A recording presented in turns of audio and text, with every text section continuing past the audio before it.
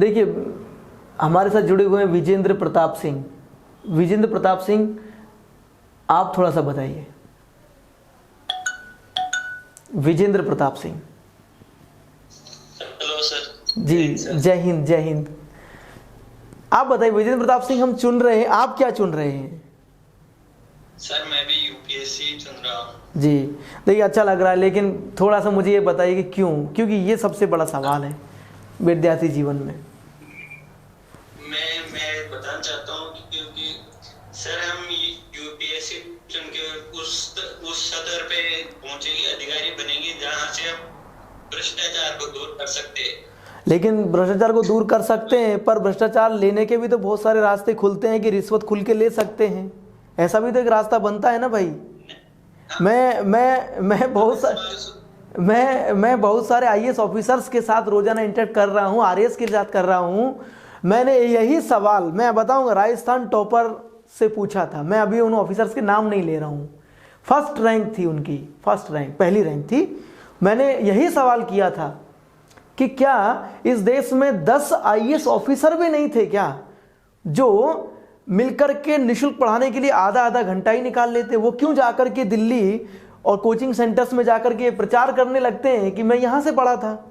करते हैं ना भाई, करते हैं। गांव से निकलते हैं, किसान परिवार से निकलते हैं, मजदूर परिवार से निकलते हैं, जाकर के फिर कहाँ प्रचार करते हैं? दिल्ली जाते हैं। उसके बाद हम सुनते हैं कि बड़ी कोचिंग में जाते हैं। बड़ी कोचिंग मतलब, बड़ी का मतलब ज़्यादा पैसे लेती हैं, ऐसा एक। और दूसरा रिजल्ट क्या होता है? कोई, मैं ये कह दूं कि विजेंद्र प्रताप सिंह जी मुझसे पढ़े थे। अरे वो खुद से पढ़े थे, मुझसे नहीं पढ़े थे, वो खुद से पढ़े थे। उसके अंदर आग थी, क्रांति थी, वो सफल हो गए। यही है ना। और दूसरा, रिश्वत लेने का एक रास्ता खुलता है। आप कह रहे हैं कि भ्रष्टाचार को खत्म करूंगा। नहीं सर, मैं ये कहना चाहता हूँ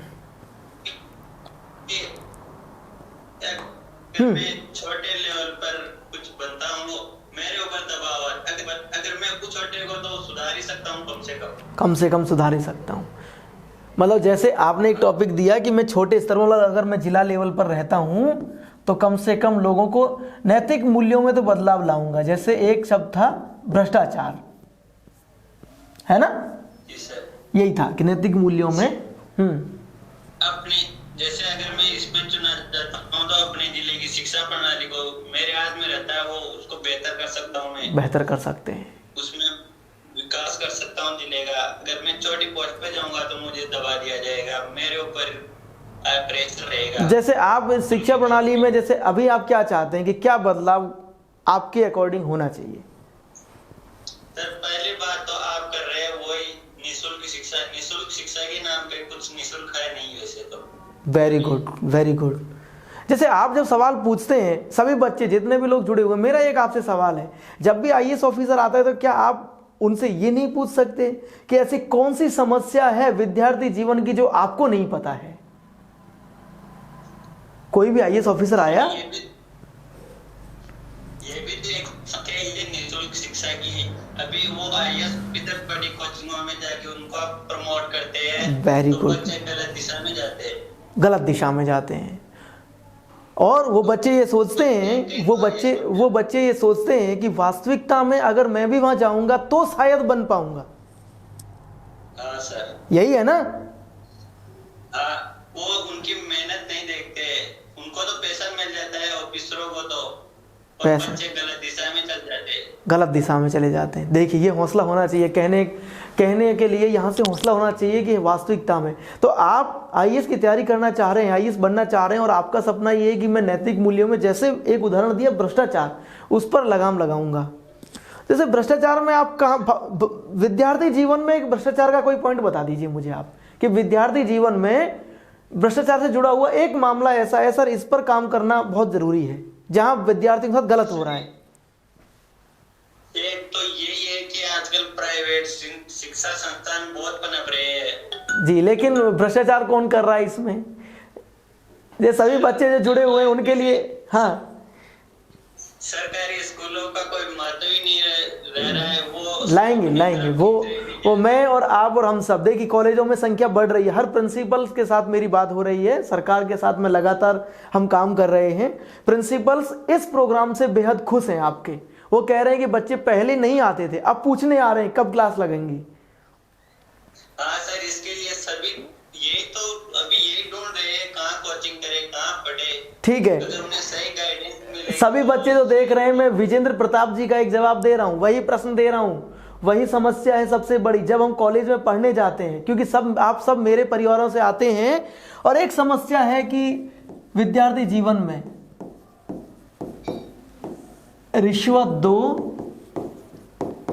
छात्रवृत्ति लो, ये देखा है ना आपने। जी सर। ये भ्रष्टाचार का एक पॉइंट है। बच्चों की स्कॉलरशिप रुकी हुई है, मिल नहीं रही है समय पर। कुछ बच्चे क्या कह रहे हैं कि मैंने तो उसको स्कॉलरशिप में से कुछ हिस्सा दिया था, तब जाकर के मुझे छात्रवृत्ति मिली है। समझ में आ रहा है? जी सर, अभी देखिए ना सर, ये अभी आरपीएससी की रेट की परीक्षा हुई थी। हाँ, तो उसमें देख लीजिए आप, इसका एक उदाहरण बहुत बढ़िया। एक बड़ा उदाहरण, परीक्षा लीक।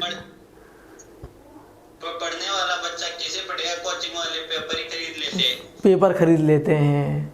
मैंने कहा ना एक समस्या कि जहाँ पेपर लीक हो रहे हैं, मतलब पेपर बिक रहा है, नौकरियां बिक रही हैं, ये एक विद्यार्थी जीवन की बड़ी समस्या है। और देखिए मेरे एक वेल इंडिया से 100 आईएएस ऑफिसर जुड़ेंगे, मैं कोशिश करूंगा 100 से ऊपर जाएंगे। देखिए, और ऐसा नहीं राजस्थान से ही, दूसरे राज्यों से भी आईएएस ऑफिसर मेरे साथ बैठेंगे, आपसे बात करेंगे। केरल से जुड़ेंगे, मध्य प्रदेश जुड़ेंगे, यूपी से जुड़ेंगे, उत्तराखंड से जुड़ेंगे। आप रखिए, क्या इसका कोई समाधान नहीं है? क्या इसका कोई समाधान नहीं है किसी ऑफिसर के पास? क्यों बैठे हैं? अभी तो नहीं निकल रहा है ना। नहीं निकल रहा है, निकालेंगे। आप जैसे लोग जब जाएंगे तब निकलेंगे। तो मैंने कहा छात्र जीवन से जुड़ी हुई दो समस्या। दूसरी आपने बताई अभी कि पेपर लीक हो जाते हैं, वो हताश हो जाते हैं। दूसरा मैंने कहा छात्रवृत्ति को लेकर एक समस्या है बड़ी। वहाँ बच्चों को छात्रवृत्ति टाइम पे नहीं मिल पाती, वो अपनी पढ़ाई से कई बार वंचित हो जाते, टाइम पे पैसा नहीं आ रहा, रिश्वत देनी पड़ रही है, इस तरीके से होती है। दूसरी समस्या भ्रष्टाचार को लेकर के है। मैंने कहा कि ये सोशल छात्रवृत्ति का उदाहरण भी मैं बताता हूँ आपको। जैसे कि छात्रवृत्ति भी प्राइवेट वाले ही ज्यादा ले रहे हैं, क्योंकि अच्छा। जो बड़े लोग हैं वो प्राइवेट वाले संपर्क कर लेते हैं कि मेरे बच्चे का नाम आना चाहिए, तो सीधे लिस्ट होती है आजकल। आपके यूपीएससी में जीएस पेपर 4 एक जब पेपर लगेगा उसमें एथिक्स आएगा, नैतिकता। जी सर। है ना, बहुत बड़ा उसका रोल होता है। तो एथिक्स, अब ये जो दिक्कत है, आपने सही कहा कि प्राइवेट वाले ले जा रहे हैं, जबकि सभी लोग जो आईएएस ऑफिसर्स हैं एथिक्स पढ़ के गए हैं, सब वहाँ बैठे हैं, सब जान रहे हैं, लेकिन कोई रोक नहीं पा रहा है। क्या तुम रोक पाओगे? जी सर, बिल्कुल। देखिए मेरी शुभकामनाएं, मेहनत करना। तुमने एक पूरा समर्पित करूंगा अपने आप को, पूरा योगदान दूंगा इसको सुधारने। मैं मतलब यूं ही नहीं कह रहा हूं, मैं पिछले लगभग आप सब बच्चों के साथ रेगुलर इंटरेक्ट कर रहा हूं, पूरी टीम के साथ एनालिसिस भी कर रहा हूं। पता चल रहा है, मतलब जितने भी लड़कों ने यहाँ एक पल इंडिया में बात की, जितने भी बॉयज़ ने, एकमात्र आपका आज सबसे बेहतर रिजल्ट मिला है। नहीं, पूरी एक पल इंडिया टीम, जो मेंबर्स यहाँ बैठे हैं हमारे यहाँ, वो सब भी पूरा नज़र बनाए हुए हैं। तो उसमें यही आता है कि बॉयज़ का इंटरेक्शन बहुत कम आ रहा है, सही नहीं आ रहा है। क्यों? ऐसा लग रहा है कि सब यूं ही है। बच्चियों ने, लड़कियों ने बहुत मेहनत की है, बहुत अच्छे रेस्पॉन्स दिए हैं, बहुत अच्छी तत्पर रही हैं, मुझे अच्छा लगा है। चलिए जुड़े रहिए, मैं आगे नेक्स्ट स्टूडेंट तक जा रहा हूँ, और भी लोग जुड़े हुए हैं। ठीक है विजेंद्र जी, धन्यवाद सर। ओके, शाबाश। अभी है कीर्ति काबरा। कीर्ति काबरा, आपको क्या लगता है, आप क्या चुन रहे हैं? पहला टॉपिक सॉल्व करवा रहा हूं अभी। आवाज आ रही है? कीर्ति काबरा, नहीं आ रही है आवाज जी, आवाज नहीं आ रही है आपको? नेक्स्ट स्टैंड तक हम जा रहे हैं। आज बहुत कम हैंड राइज कर रहे हैं, क्योंकि उनका जो एक जो उन्होंने लिया हुआ था कि नहीं मुझे करना है, तो आधे से ज़्यादा लोग बैक हो चुके हैं। निकिता मेवारा, स्वागत है आपका एक पहल इंडिया। बेटा बताइए आप क्या चुनना चाह रहे हैं और क्यों?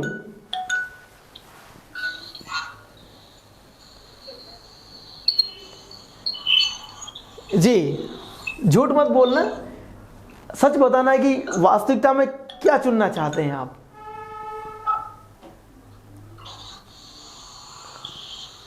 आवाज नहीं आ रही है।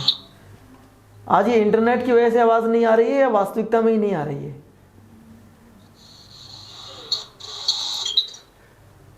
कीर्ति काबरा, कीर्ति काबरा, हम दोबारा जुड़े हैं। आवाज आपकी बहुत धीरे आ रही है, थोड़ा जोर से बोलिए। जय हिंद, जय हिंद, जय हिंद।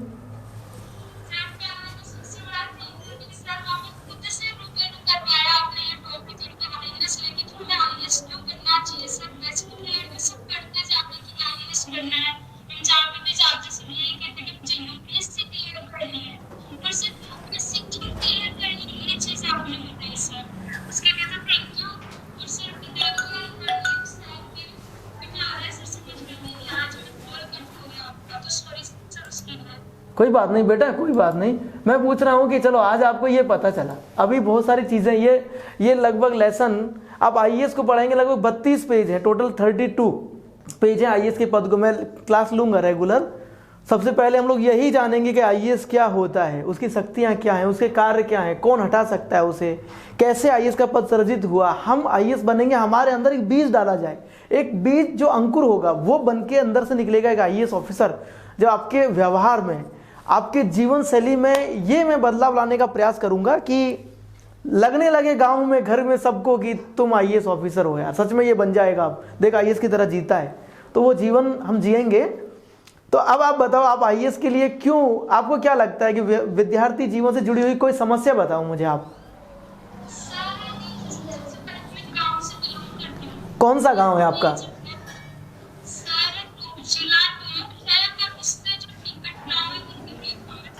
आवाज आपकी बेटा बहुत धीरे आ रही है, क्या करें, मैं खुद संकट में हूँ।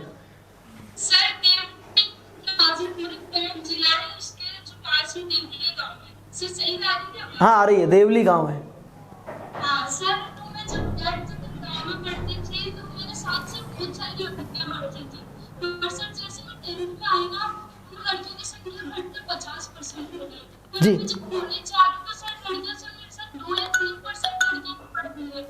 मतलब मेरे साथ लड़कियां थी 18 साल तक, मैं अभी 19 साल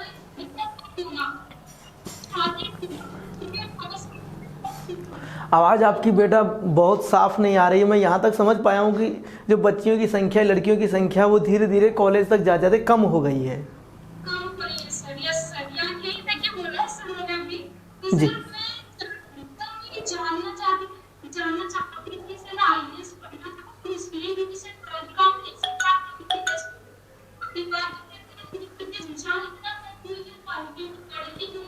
आप ये मानती हैं कि बच्चियों की, मतलब हमारी बेटियों की, बहनों की संख्या जो है, लड़कियों की संख्या है, वो कॉलेज में जाते जाते धीरे धीरे कम हो जाती है। शहरों में तो लड़कियां फिर भी पढ़ती हैं, लेकिन गाँव में तो आप क्या समझती हैं कि इस समस्या के समाधान के लिए आईएएस बनने के बाद आप कर पाएंगी? क्या समाधान होगा?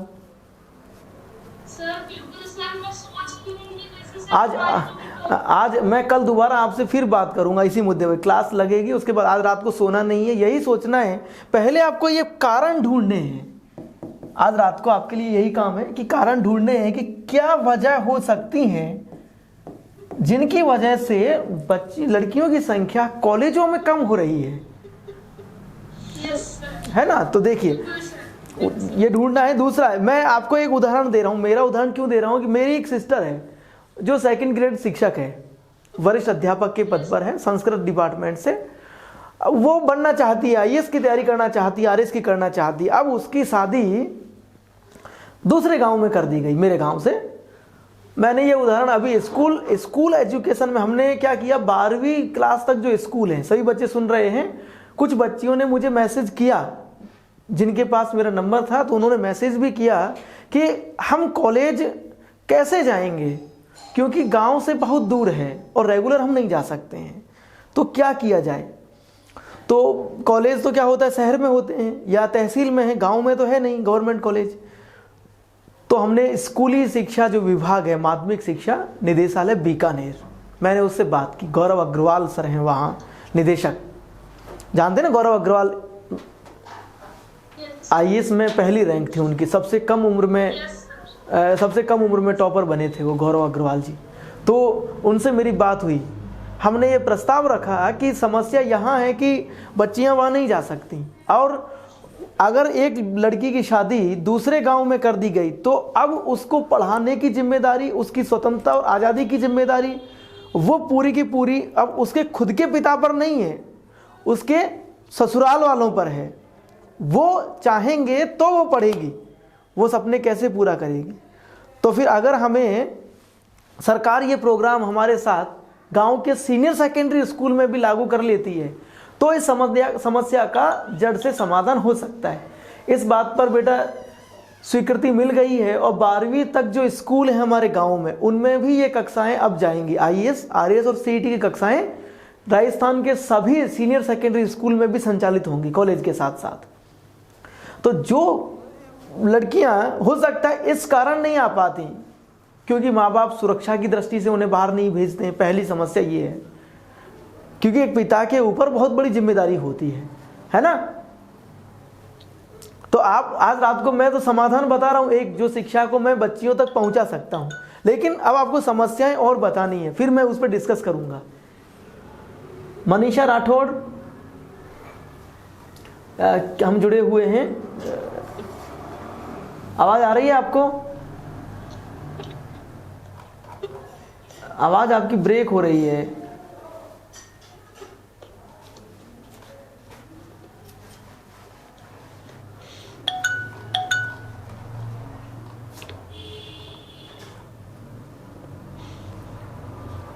पिंकी रावत, पिंकी रावत,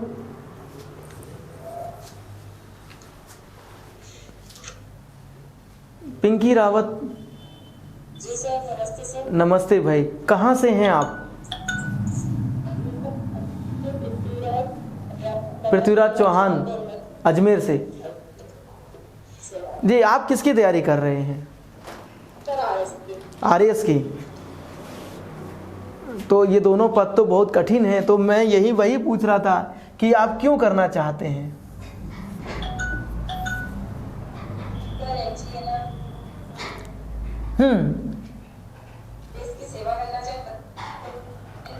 सेवा करने के लिए तो कहीं नहीं लिखा है कि अब आरएएस या आईएएस बनिए। सेवा करने के लिए तो महात्मा गांधी जी भी थे, उन्होंने सेवा की। सेवा करने के लिए भगत सिंह थे, उन्होंने सेवा की। जी सर, एक्चुअली ना मैं गांव से बिलोंग करती हूँ, तो हमारे यहाँ पे क्या है ना कि 10th तक 12th तक लड़कियों को पढ़ा के घर में रख लेते हैं, आगे नहीं देते। तो मैं कुछ बन के उनको बताना चाहती हूँ कि लड़कियां भी आगे जाकर कुछ कर सकती है। और बन के जैसे ही आप बन गई, आरएएस बन गई, उसके बाद बताएंगी कब? समय नहीं मिलेगा। नहीं सर, वैसे बहुत सारी लड़कियां तो उनको पता तो चले ना, बट ऐसे हमारे बहुत सारे 10th पढ़ ली 12th पढ़ ली। ऐसे तो बहुत सारे आरएएस, आपको पता ही है, हर साल लड़कियां बन रही हैं। हर साल बच्चों को, देश को पता चल रहा है कि आरएएस बच्चियां बन रही हैं। लेकिन आप कैसे ये बता पाएंगी कि मैं उन सबसे बहुत बेहतर, बहुत अलग तरीके का एक आरएएस ऑफिसर हूं, आईएएस ऑफिसर हूं? ऐसा क्या बदलाव होगा आपके बनने से?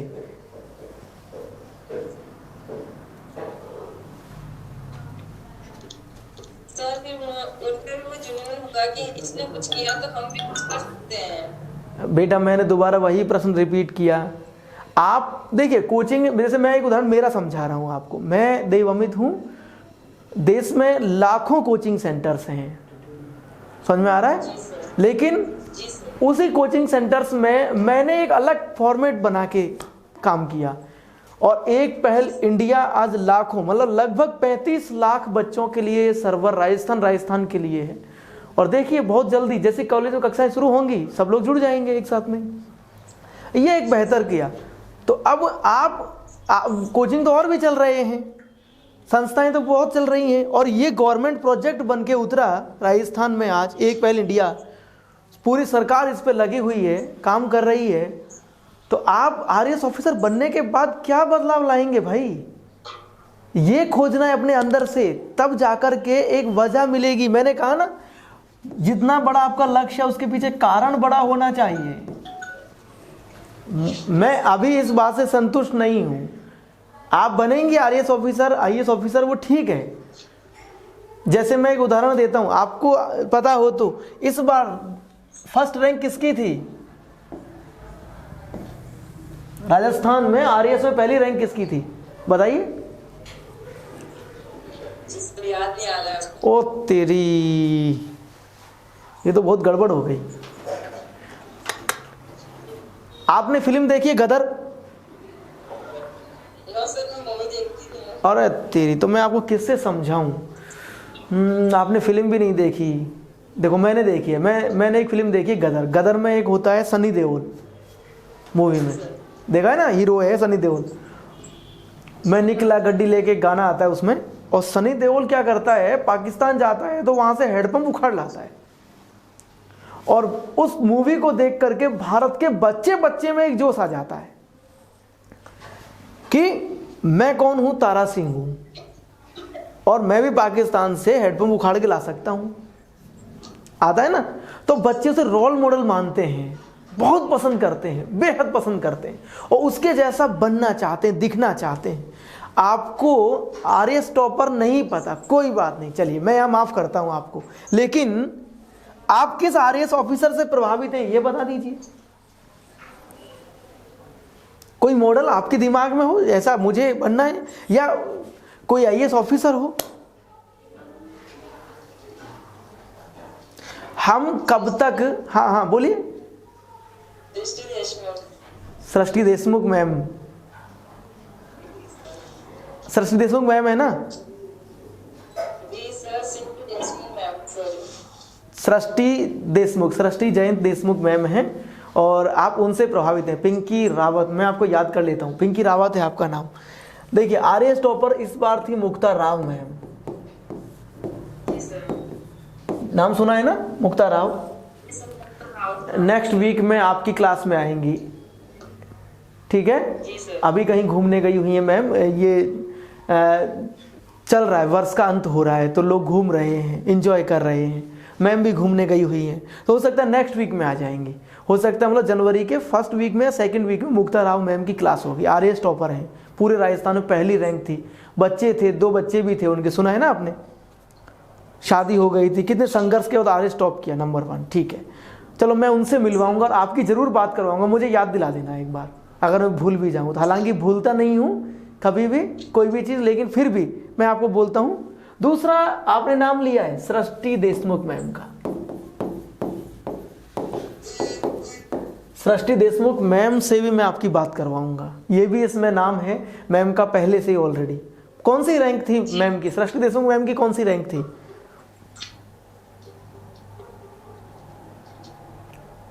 कौन सी रैंक थी?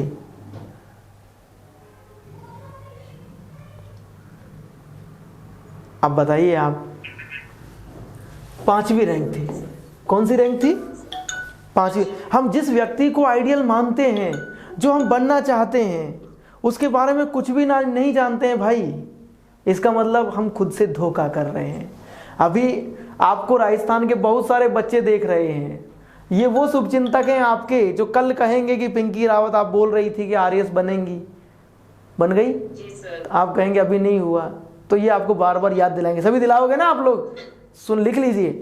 तो पिंकी रावत अगली बार हम मिलेंगे, आपको ये कारण ढूंढना है आरएएस बनने के लिए। मैंने कहा हजारों आरएएस, क्योंकि 3-4 साल में जब भर्ती कंप्लीट होती है बेटा, तो हर बार लोग बन के निकलते हैं, लेकिन आप सबसे बेहतर क्या होगा आपके अंदर, ताकि लोग आपसे जाने, आपको माने, आपसे प्रभावित हों। समझ में आ गया? जी सर। ये आपको आज रात में सोचना है, और कल एक बार हम डिस्कस करेंगे दोबारा से, तब आपको ये बताना है। मैं एक बार रीड करूंगा जरूर कि आपने ये कारण लिखे, मुझे व्हाट्सअप करना, और फिर मैं देखूंगा कि वास्तविकता में ये रीजन सही है कि नहीं, ठीक है? घर पे अभी कौन कौन लाइव देख रहे हैं मुझे ये बताइए। जी सर। कौन कौन लाइव देख रहे हैं घर से आपके? जी सर, मैं ही देख रही हूँ बस। ठीक है, चलो आपने अपने आप को बचा लिया। नहीं, घर वालों से भी बात करता अभी तुरंत। ठीक है, जय हिंद। Thank you sir. Purnima Bhardwaj, बहुत देर बाद आपका नंबर आया है। मैं सोच रहा आपका कॉल नहीं आ रहा है। पूर्णिमा भारद्वाज बहुत एक्टिव है। पूर्णिमा भारद्वाज, नमस्ते सर। नमस्ते, जय हिंद जी। जैन सर। तो आप बताइए। सर मेरा ड्रीम आरएस का है कि सबसे पहले मैं स्टेट की सेवा करना चाहती हूँ। क्या समस्या है?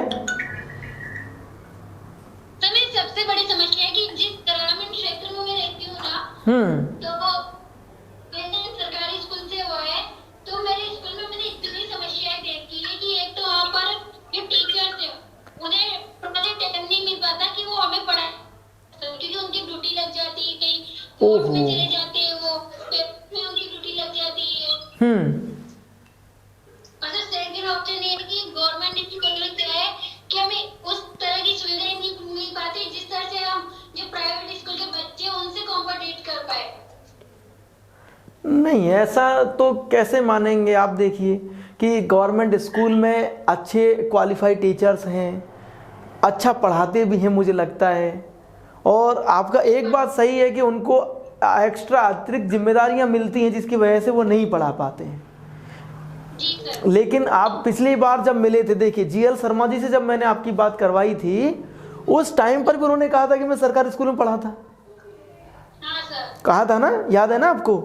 और अभी हम राजेंद्र सर से मिले थे जिनकी राजस्थान में 3री रैंक थी। उन्होंने क्या कहा था कि मैं भी सरकारी से पढ़ा था। जी सर। तो ये तो हम नहीं कह सकते कि हम प्राइवेट के बच्चों से अपने आप को कमतर आंकें, ये तो खुद हम आंक रहे हैं। और आपने अभी कहा कि आपको क्या बनना है? आरएएस बनना है। हाँ सर। तो आरएएस बनना है तो उसके पीछे की वजह क्या है, क्यों बनना चाहते हैं?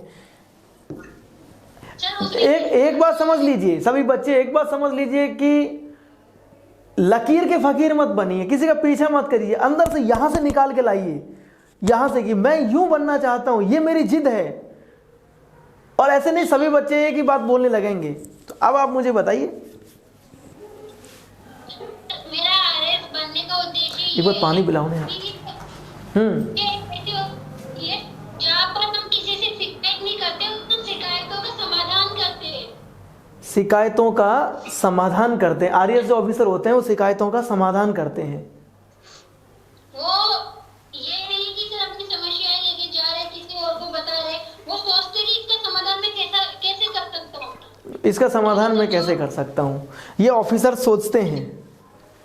हाँ क्योंकि सर समाज में जॉब तो बहुत है, इसकी जगह मैं टीचर बन सकती हूँ, पर टीचर बनने से क्या होगा मैं स्कूल के क्षेत्र में विकास कर सकती हूँ, आगे जितने बच्चे वहाँ पर मैं पाऊंगी। और सर आरएस और आईएएस ऐसी पोस्ट है अब किया जा सकता है, समाज में एक नई पैकेज बंद की जा सकती है। जैसे पूर्णिमा, मेरा फिर वही सवाल है दोबारा से कि इसमें आप सोचिए एक बार। आज रात को नींद नहीं आनी चाहिए मुझे लगता है शायद, क्योंकि मैं भी बहुत लेट सोता हूँ, लगभग 2 या 3 बजे तक भी कई बार जगता हूँ। और सुबह फिर जग के दोबारा हम भी काम कर, 2 बजे तो मैक्सिमम टाइम होता है कि जगते ही हैं इतना तो। और मैं ये भी सोचता हूँ कि जवानी का जो समय है वो सोने के लिए नहीं है, कुछ क्रांतिकारी काम करने के लिए है। जवानी ईश्वर ने इसलिए दी है हमें। मैं वो कह रहा हूँ कि आपने अभी मुझे कहा कि हम बदलाव ला सकते हैं। एक कैलकुलेशन लगाओ बेटा कि हर साल आईएएस की लगभग 800-900 करीब भर्ती हो रही है, मतलब मोटा मोटा 1000 करीब आईएएस ऑफिसर बन रहे हैं। जी सर। और ये तो हर साल बन रहे हैं। अगर मैं आईएएस नहीं बनता हूं तो भी लोग बनेंगे, और बन जाता हूँ तो भी बनेंगे। हाँ सर। हम बनेंगे ना भाई? हाँ सर बनते हैं। चलिए इस बात से सहमत हैं। लेकिन इसका मतलब एक मेरे अकेले के जीवन में वो समस्याएं नहीं है, वो समस्याएं हैं जो हम बात कर रहे हैं वो सामाजिक हैं, और मैक्सिमम लोगों के जीवन में ये समस्या है। और हम उस समस्या का एक तो पहला कारण कि उसकी पूरी तरह से ये पता लगाए कि वो क्यों है इतनी बड़ी समस्या, और आज तक उसका समाधान क्यों नहीं हुआ। जैसे आपने कहा, अभी एक बच्ची ने कहा था कि कॉलेजों में संख्या लड़कियों की कम हो रही है। दूसरा आपने कहा कि सरकारी कॉलेजों में, स्कूलों में पढ़ाई नहीं होती है। ये एक विकराल समस्या है। आप बनने के बाद ऐसा क्या विकल्प खोजती हैं कि वास्तविकता में कर पाऊंगी और इस समस्या का समाधान ये था?